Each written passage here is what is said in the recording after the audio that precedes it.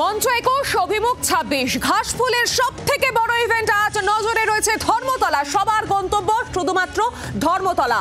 High voltage সোমবার বিধানসভায় ইতিমধ্যে বিধানসভার যে ভোট রয়েছে 26-এর নির্বাচন আর তার আগে শেষ 21-এর সমাবেশ এবং ইতিমধ্যেই একে একে কর্মী সমর্থকেরা জমায়েত করতে শুরু করে দিয়েছেন সেখানে। বাঙালি অস্মিতায় তুরুপের তাস জোড়া ফুলের।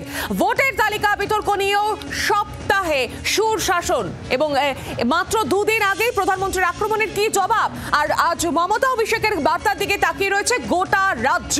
একে একে কর্মী সমর্থকেরা পৌঁছতে শুরু করে দিয়েছেন ধর্মতলায়। বিভিন্ন জায়গা থেকে আমাদের প্রতিনিধিরা সেই ছবি তুলে ধরছে আপনাদের সামনে। আজ সমাবেশ রয়েছে হাই ভোল্টেজ সোমবার। নানা বিতর্ককে নিয়ে কি বলতে চলেছেন মমতা বন্দ্যোপাধ্যায় আজ সেদিকে সকলের নজর থাকবে। মঞ্চ 21 অভিমুখ 26 ঘাসফুলের সব থেকে বড় ইভেন্ট আজ এবং বিধানসভা ভোটের আগে এই কর্মসূচিকে ঘিরে একাধিক প্রশ্ন ঘুরপাক খাচ্ছে। রাজনৈতিক মহলে একাধিক প্রশ্ন উঠছে। অভিমুখ 26 আজ পথে পায়ে পায়ে এগিয়ে চলেছে কর্মী সমর্থকেরা ধর্মতলার উদ্দেশ্যে। সেই ছবি আপনারা এই মুহূর্তে দেখতে পাচ্ছেন। শিয়ালদা থেকে শুরু করে ধর্মতলা বিভিন্ন জায়গার ছবি তুলে ধরছে আপনাদের সামনে। গন্তব্য শুধু একটাই, ধর্মতলা। মঞ্চ 21 অভিমুখ 26 গন্তব্য একটাই, ধর্মতলা। ইতিমধ্যে কিন্তু ত্রিস্তরীয় নিরাপত্তা ব্যবস্থায় ঘিরে ফেলা হয়েছে গোটা ধর্মতলা চত্বর। একাধিক নিরাপত্তা ব্যবস্থা রয়েছে সেখানে, মোতায়েন রয়েছে পুলিশ কর্মীরা। দুই প্রতিনিধি রয়েছে আমার সঙ্গে রয়েছে অয়ন ঘোষাল এবং প্রসেনজিৎ মালাকার। আমি সবার আগে অয়নের কাছে চলে যাবো। অয়ন, এই মুহূর্তে কি ছবি উঠে আসছে? একে একে আমরা দেখছি প্রতিনিধিরা এসে উপস্থিত হচ্ছেন। ইতিমধ্যে ভিড় দেখা যাচ্ছে কার্যত কর্মী সমর্থকদের। তুমি কি ছবি তুলে ধরবে? প্রায় 3 ঘন্টা লেট করে দার্জিলিং মেল কিছুক্ষণ আগে শিয়ালদহ স্টেশনের 12 নম্বর প্ল্যাটফর্মে ঢুকেছে। তার পাশাপাশি শহরতলির প্রচুর তৃণমূল কংগ্রেসের কর্মী সমর্থক তারাও ট্রেন থেকে নামছেন এবং তাদের প্রত্যেকেরই একটাই গন্তব্য, যেমনটা তুমিও বলছিলে, গন্তব্য বা ডেস্টিনেশন ধর্মতলা। তারা প্রত্যেকে এখানে নামার পরে সামান্য যে আহার্য গ্রহণের ব্যবস্থা হয়েছে সেই ব্যবস্থা সঙ্গে সঙ্গে তারা নিচ্ছেন এবং সঙ্গে সঙ্গে তারা এখান থেকে পা চালিয়ে সোজা চলে যাচ্ছেন ধর্মতলায়। ট্রেনগুলো যেহেতু ইতিমধ্যেই অনেকটা লেট, অতএব সেখানে আর শিয়ালদহ স্টেশনে দাঁড়িয়ে কেউই সময় নষ্ট করার পক্ষপাতী নন এবং ঠিক সেই কারণেই আমরা দেখতে পাচ্ছি শিয়ালদহ স্টেশনের ভেতরে, স্টেশনের বাইরে এবং গোটা স্টেশন চত্বরে এই মুহূর্তে কার্যত তৃণমূল কংগ্রেসের কর্মী সমর্থকদের যে ভিড়, সেই ভিড়ে গোটা এলাকা একেবারে জমজমাট। আমরা দেখতে পাচ্ছি এখানে তৃণমূল কংগ্রেসের পক্ষ থেকে যে সমস্ত স্বেচ্ছাসেবক নিয়োগ করা হয়েছে তারাও কিন্তু এখানে গাইড করার জন্য দাঁড়িয়ে রয়েছেন।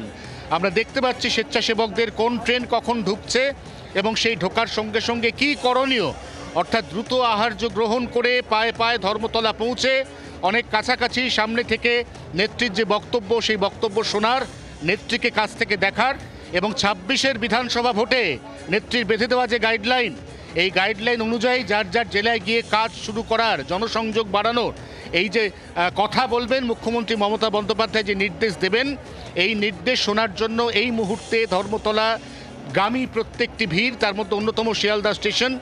বেলা 11টার সময় শিয়ালদা স্টেশন থেকে কেন্দ্রীয় স্তরে একটি বড় মিছিল ধর্মতলার দিকে যাবে। যে মিছিল একদিকে আসবে সেন্ট্রাল অ্যাভিনিউ থেকে, একদিকে আসবে Entally, park circus, pottery road থেকে। সবকটা মিছিল কেন্দ্রীয় স্তরে এই শিয়ালদা স্টেশনে জমায়েত হওয়ার পর এখান থেকে মৌলালি মোড় হয়ে SN ব্যানার্জি রোড ধরে সোজা পৌঁছে যাবে ধর্মতলায়। আমরা সেই ছবিও ইতিমধ্যেই দেখতে পাচ্ছি, যেখানে ইতিউতি তৃণমূল কংগ্রেসের কর্মী সমর্থকরা তারা ট্রেন থেকে নামার পরে মিছিল করে ছোট ছোট তারা কিন্তু এখান থেকে এখনই ধর্মতলার উদ্দেশ্যে রওনা দিতে শুরু করেছেন।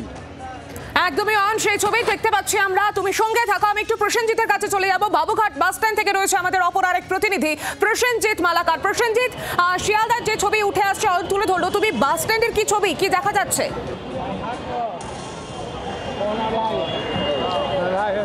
দেখো, একেবারেই তোমাকে বলি, একদিকে গন্তব্যস্থলে পৌঁছানোর একটা মাধ্যম যেমন ট্রেন, অন্যদিকে আরেকটি মাধ্যম বাস।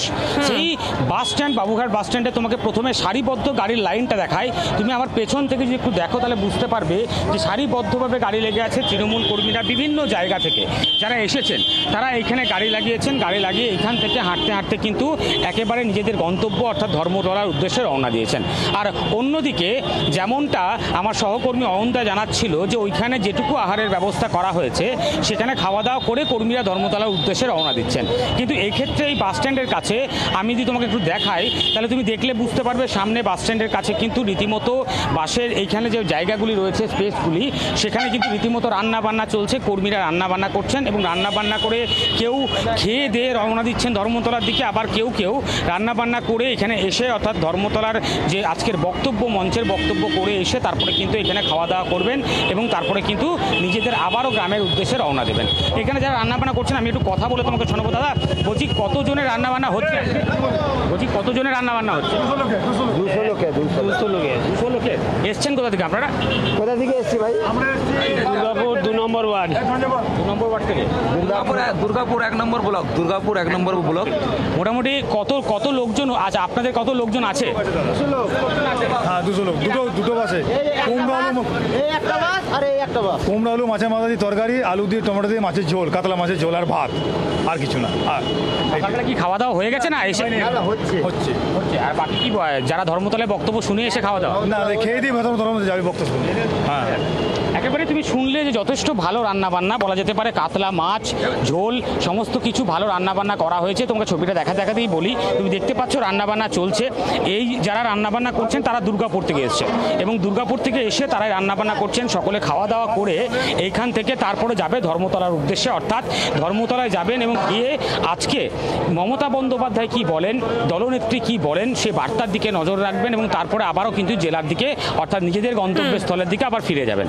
অর্থাৎ তুমি বুঝতেই পারছো যেমন শিয়ালদা স্টেশন, হাওড়া স্টেশন সব জায়গাতে মানুষের ভিড়, ঠিক সেভাবেই এই বাবুঘাট বাস স্ট্যান্ড এলাকায় যারা বাসে করে এসেছেন কর্মীরা তাদের ভিড়টাও কিন্তু যথেষ্ট চোখে পড়ার মতন। তোমাকে আরও একবার একটু ছবিটা দেখাতেই দেখাবো।